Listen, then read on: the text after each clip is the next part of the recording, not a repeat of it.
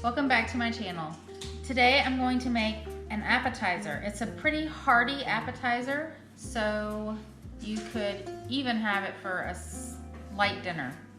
It's called Broccoli Tosca, and it is so delicious. I'm gonna make a Dijon cream sauce to go on top of it. So if you would like to watch me make a Broccoli Tosca, please keep watching. Okay, I have a head of broccoli. I'm going to cut off the end and slice it from the bottom to the top. So I have these nice flat pieces. You can cut it into pieces if you'd like. Now I have 2 eggs. I'm going to add a 1/4 cup of Parmesan and a teaspoon of parsley. And 1/3 cup of milk.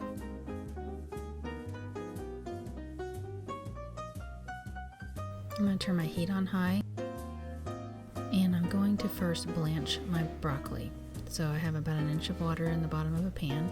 I'm going to put my broccoli in, and I just want to sort of steam it and blanch it until a fork goes in, but it's not completely done because I am going to cook it again.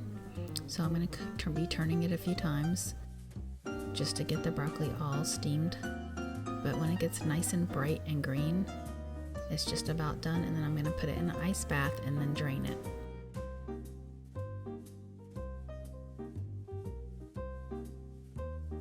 I have my pan on medium-high heat, and I'm putting a good layer of olive oil in the bottom, and then I'm going to dip my broccoli in the egg batter and fry it. And it may soak up some of the oil, so you may have to add some more oil here and there.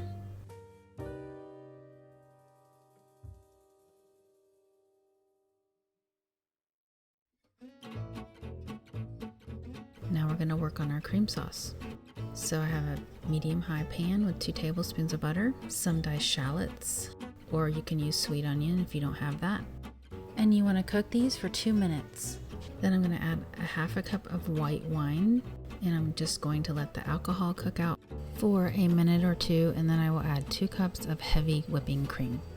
And my 2 tablespoons of Dijon, and I want to reduce that halfway. As it reduces, it will get thicker, and then you put Swiss cheese and your sauce on your broccoli. Enjoy!